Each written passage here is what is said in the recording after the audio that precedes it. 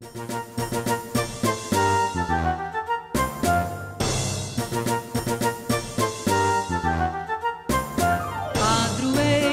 de nossa cidade. 200 anos de paróquia, mas a história começa um pouco antes da fundação da paróquia, porque a história religiosa de Maceió, né, desse sítio histórico daqui, começa no século XVIII, por volta de 1720, 1730, quando se funda o Engenho Maceió. O engenho estava situado aqui, nesse sítio histórico, onde hoje está a catedral. E é esta capital que venera Nossa Senhora dos Prazeres como padroeira, uma devoção que já atravessa 2 séculos. A devoção a Nossa Senhora dos Prazeres, que foi ganhando corpo, que foi se tornando muito forte a partir da segunda metade do século XVIII, que é uma devoção trazida dos Montes Guararapes, lá em Jaboatão, dos Guararapes, Pernambuco, para cá, né, por causa da vitória dos portugueses e brasileiros sobre os holandeses, nas famosas batalhas dos Montes Guararapes. E os católicos, portugueses e brasileiros, atribuíram a vitória na guerra a Nossa Senhora dos Prazeres. E lá, no alto do Monte dos Guararapes, existe uma igreja dedicada a Nossa Senhora dos Prazeres. Então essa devoção vem de lá, desce do norte de Pernambuco para o sul, para a região de Alagoas, que pertencia ainda à capitania de Pernambuco na metade do século XVIII. Mas nem sempre foi esse tempo. Quando a paróquia foi fundada, ainda era aquela capelinha pequena e acanhada, tá certo? Tanto que a população começou a sentir isso, porque Maceió cresceu muito. A vila se tornou cidade e capital da província de Alagoas. Representantes da nossa população estiveram no Rio, conversaram com Dom João em audiência e fizeram a petição. Dom João, sensível aos apelos dos moradores de Maceió, foram lá umas 2 ou 3 vezes até conseguir, né? Então Dom João encaminhou o pedido. Até que finalmente, no dia 5 de julho de 1819, por decreto de Dom João VI, foi criada a paróquia de Nossa Senhora dos Prazeres de Maceió. De 1819 a 2019 são 200 anos, o bicentenário de fundação da paróquia. O desenvolvimento da vila, que se tornou a capital Maceió, motivou a fundação da paróquia e esta igreja matriz foi construída. Mas nem sempre foi esse tempo. Quando a paróquia foi fundada, ainda era aquela capelinha pequena e acanhada, tá certo? Tanto que a população começou a sentir isso, porque Maceió cresceu muito. A vila se tornou cidade e capital da província de Alagoas. Nós temos uma caminhada grande, 200 anos de história. A história da catedral, a história da paróquia, a própria história da cidade que se confunde com tudo isso. A cidade de Maceió é exatamente aquela cidade que nasce aos pés desta devoção. É verdade que ultimamente tem-se tido um rejuvenescimento, uma participação maior de todas as paróquias, e o que existe é realmente uma espalhada devoção a Nossa Senhora dos Prazeres como padroeira da Arquidiocese e, portanto, padroeira de Maceió. Isto é o que a gente tem constatado. Depois, durante esses anos, esses 12 anos, tenho constatado também que a igreja tem procurado dar respostas bem concretas a toda a realidade da nossa cidade, incluindo aí os pobres, incluindo aí os trabalhadores e trabalhadoras, a educação. Então tem procurado ser uma presença exatamente neste meio, com este trabalho de caridade, com este trabalho que a gente vai procurando desenvolver. São 200 anos de história e por aqui muita gente passou. De imperador a políticos, de sacerdotes e arcebispos a leigos que frequentam diariamente as missas celebradas aqui na catedral. E neste templo suntuoso também se abrigam restos mortais de famílias e sacerdotes que dedicaram suas vidas a Cristo. Além de ser um templo religioso, esta suntuosa catedral é também um ponto turístico do nosso estado, visitado por muita gente diariamente. A história da catedral é enriquecida por aqueles que já foram sacerdotes da paróquia. Então, aqui se viveu, na catedral, a época do Concílio Vaticano II, né? Onde houve realmente uma liturgia adaptada ao povo, né? A liturgia na língua vernácula, no português, e também uma adaptação ao povo. A liturgia teve modificações, não na sua essência, mas na sua adaptação ao povo, né? O leigo tomou consciência de que ele faz parte do apostolado da Igreja, não é? A participação, de primeiro, se definiu a ação católica como a participação do laicato no apostolado hierárquico da Igreja, quer dizer, apenas uma participação no apostolado da Igreja. Mas a ação católica não diz mais isso, nem o Concílio do Vaticano não diz que é uma participação, né? Diz que é a vivência do leigo no apostolado da Igreja, né? É uma vivência do leigo. O leigo vive o seu papel na Igreja. Ele dialoga, faz o diálogo da Igreja com a modernidade, com os assuntos, as tribulações e as alegrias do seu ambiente. Dom Adelmo foi ao Concílio do Vaticano II, não é? E os bispos foram e então trouxeram aos poucos a mudança, não é? Sobretudo a liturgia, ela se tornou mais viva e mais adaptada ao povo, mais participativa do povo. Porque também não foi só uma mudança de língua, foi um estudo da liturgia pelo povo. O povo conheceu mais os tempos litúrgicos, não é? Advento, Páscoa, Natal, Quaresma. O povo penetrou mais nos estudos da liturgia, vivendo os tempos litúrgicos, não é? Então, não somente as devoções como eram antigas, mas também, que não deixaram de existir, mas também uma liturgia participada pelo povo. Aquilo que o padre dizia no altar tinha repercussão no povo, na Assembleia, né? E não somente na liturgia, mas no apostolado mesmo, né? Daí surgiu, aqui vizinho, nesse Instituto da Família, era um prédio que Dom Ranulfo mandou construir, onde havia os departamentos da Ação Católica, né? Da Ação Católica, Juventude Estudantil Católica, JEC, Juventude Universitária Católica, JUC, Juventude Operária Católica, JOC. Então havia tudo aí, salas especiais para os movimentos, né? Então os membros dos movimentos vinham para aqui, né, estudar como fazer as reuniões, como sairia para se encontrar com o povo. Houve 2 semanas de ação católica aqui em Maceió, e as semanas de ação católica foram realmente realizadas aqui na catedral. A catedral ficou como centro de tudo isso, porque não havia paróquias nos bairros, né? Não havia paróquias nos bairros. Então, o povo vinha para a catedral, né? Era o centro das devoções e da festa da padroeira, né? Para mim, foi um dom de Deus escutar pela voz de nosso arcebispo, nosso pastor, esse convite.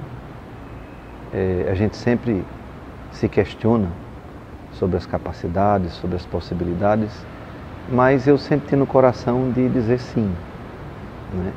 E eu vi, né, assim, algo como providência divina que nos assiste, como resultado justamente disso, de uma intercessão, de uma presença doce e materna, né, que Deus escolheu para que fosse sinal do seu amor, Maria, Senhora dos Prazeres. Então eu fiquei tocado por isso, de estar na Catedral Metropolitana de Maceió, inclusive onde meus pais se casaram, né, no altar da Sagrada Família, que é a entrada da igreja, e vi, né, a possibilidade de poder retribuir, digamos assim, né, com minha vida, com meus trabalhos, um dom tão precioso. Então, Nossa Senhora dos Prazeres, ela tem uma presença na vida deste povo da Arquidiocese de Maceió em si, muito intensa. Para um sacerdote, a experiência de estar na catedral não é nem contada, porque ninguém sonha estar na catedral, pelo menos a gente não cogita estar na Catedral Metropolitana. Então é um momento de muita bênção. E eu costumo dizer que a bênção de Deus, ela é rica em experiência, em vida. Acredito que a experiência com os irmãos sacerdotais, com os irmãos sacerdotes que eu tive, foi muito especial para a minha vida toda. O desejo de servi-los, o desejo de poder fazer algo melhor, para interpretar inclusive o coração do nosso arcebispo, que a gente tem esse papel, né? Nós estamos na igreja que é do bispo, que é representante da Arquidiocese de Maceió, a igreja mãe, né? Então, tudo isso, toda essa reflexão faz com que a gente possa encontrar, né, um caminho que nos chama para a santidade, nos chama para sermos melhores, né? E o ser melhor não é nem num sentido que a gente possa dizer como quem recebe um prêmio de arquitetura. Não, não é isso não. O ser melhor é como Maria. É algo que a gente recebe, que é um dom e que não tem preço. E o significado disto, o tesouro disto, é justamente recebê-lo e ser. Então eu agradeço muito a Deus, né, poder ter convivido aqui com meus irmãos sacerdotes da Arquidiocese, com o povo que estava vindo para as missas, com as diversas pastorais. Eu agradeço muito ao nosso arcebispo, que tem um coração impressionante, e eu tenho certeza do zelo dele por tudo, né, por tudo. E como um ser humano é um desafio corresponder com tudo, mas tenho certeza do exemplo que ele transborda, que tudo concorre para aqueles que amam a Deus, né? Então eu tenho certeza que tudo que eu passei aqui foi só um tempo de graça, né, e de salvação. Atual administrador da paróquia Nossa Senhora dos Prazeres, Cônego Severino, bem-humorado, lembra sua posse e fala sobre os desafios de estar à frente das ações da catedral. Foi assim, marcou, e isso para mim também tem um certo peso emocional, porque dia 27 de novembro de 2014 foi a apresentação, marcada essa apresentação. E aqui estava o padre, meu antecessor, o padre Lídio, que fez uma apresentação para 3 fiéis. E eu brinco porque são três fiéis moradores de rua e um cachorro que estava acompanhando esses fiéis. Então, para mim, é uma parte assim cômica, eu posso rir, mas também tem esse sentido assim emocional, porque você teve toda uma vida diferente, uma apresentação, uma posse na paróquia, como a gente chama, o movimento era bem diferente. E aqui a gente vai encontrar. Então, para este momento, eu já fiquei, né, impactado e senti o peso do desafio da pastoral. animação, como a gente pode dizer, na catedral, porque ela já vinha tendo uma situação de esfriamento devido à própria circunstância da realidade urbana, né, aqui é o centro urbano verdadeiro da nossa grande cidade. E como os fiéis já estavam indo para outros lugares, o comércio tomando conta, e assim foi esfriando um pouco a participação do povo, dos fiéis aqui na igreja. E ele chega, ele faz uma alteração a começar da festa da padroeira, que é a animação que ele promoveu, trazendo todas as áreas e os setores da nossa arquidiocese para animarem as tardes e noites da novena da padroeira. A gente vem se preocupando como pastoral aqui na catedral. Começamos a fazer uma visita a todo o território para sentir um pouco a realidade da vida paroquial. E nessas visitas nós fomos constatando que ainda existem alguns blocos onde residem fiéis, né, tem casas, apartamentos. Estamos vivenciando e reorganizando, como disse, comunidades. Aí a gente está criando uma rede de comunidades. Esta rede de comunidades, nós já estamos com 3, já não é num processo mais elevado de visita, de celebrações, celebrando nas ruas, celebrando nas residências, criando pequenas comunidades para dar esse sentido de pastoral, porque essa pastoral é que vai fazendo a sustentação da vida da igreja paroquial. Porque senão fica somente aqui o espaço vazio, tendo também uma programação para atendimento, faz bem. Mas a gente tem consciência que não é o fiel que permanece conosco. Então estamos buscando estes fiéis. A catedral tem profundo significado para cada pessoa que nela entrou. As histórias de vida se entrelaçam com esta matriz. A catedral tem muito a ver com a minha vida religiosa, com a minha vida pessoal. Porque eu sou pernambucano, vim de Recife, cheguei aqui com 5 a 6 anos de idade. Fui na catedral onde eu fiz a minha primeira comunhão, que eu estudei ali no grupo Dom Pedro II. Quem fez a minha primeira comunhão foi Dom Adelmo Machado. E lá foi que eu tive primeiros passos, podemos assim dizer, ao conhecimento do que é a Igreja Católica Apostólica Romana. Um dos momentos mais marcantes na minha história de vida e no meu relacionamento com essa igreja mãe, que é a Igreja Catedral, eu destacaria 2 momentos.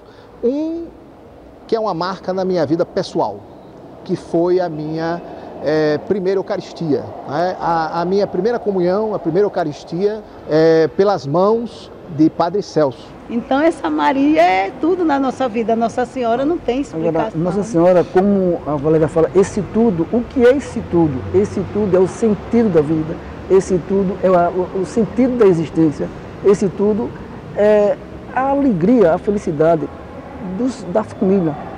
É o que representa o tudo, que a gente não precisa mais de nada. Como temos ela como modelo, não precisa mais de nada, porque ela nos contempla com tudo dela.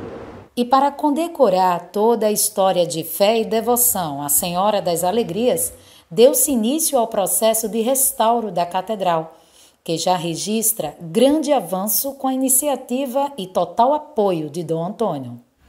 Nós já temos aí uma história de quase 3 anos de trabalho contínuo na perspectiva do restauro. O primeiro momento do restauro foi um momento que exigiu a presença e a participação de muitas pessoas, muitos técnicos. O próprio IFAM esteve presente no sentido de nos ajudar nas prospecções.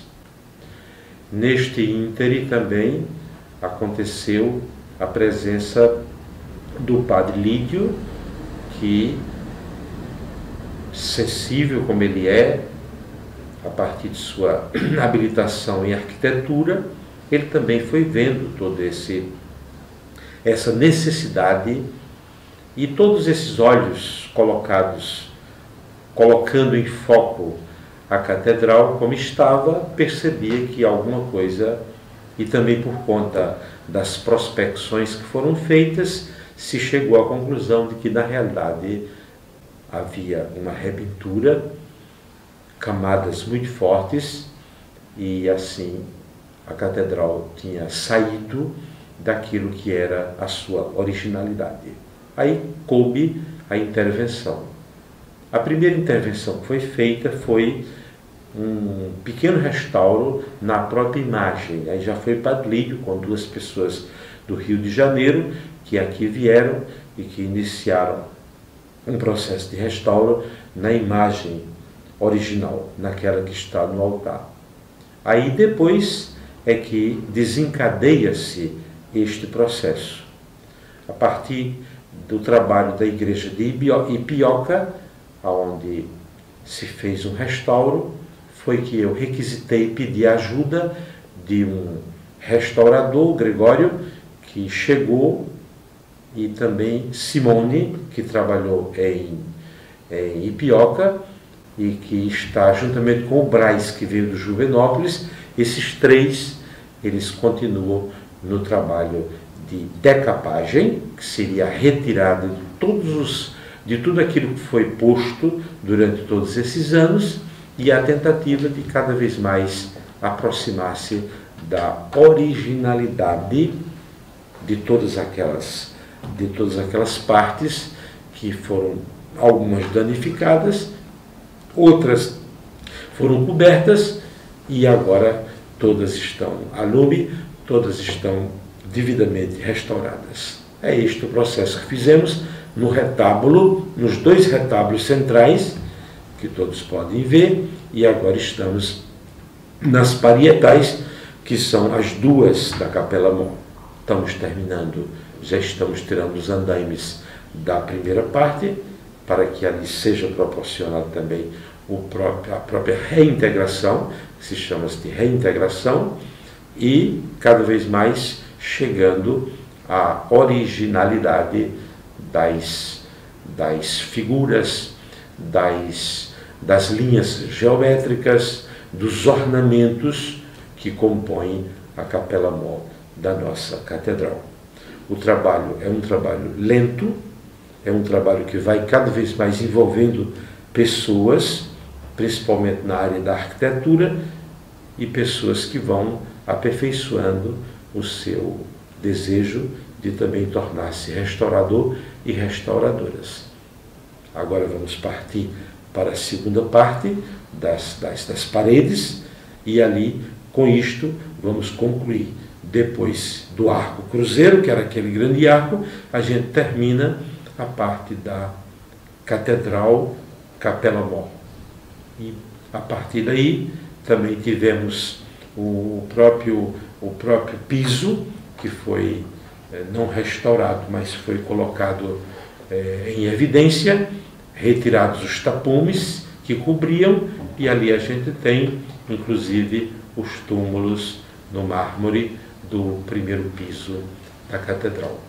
Primeiro piso, primeiro piso ornamental, porque o segundo e o primeiro estão naquelas janelas que foram abertas para que a gente pudesse ter uma ideia de como seriam os ladrilhos originais da própria catedral.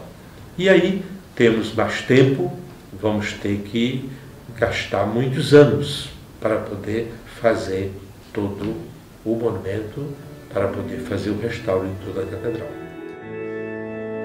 Padroeira de nossa cidade, Santa Mãe dos Prazeres, Maria.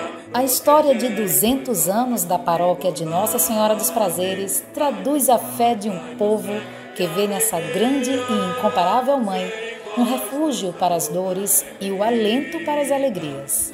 E que venham mais anos, conduzidos pela fé em Deus e pelo amor de Maria.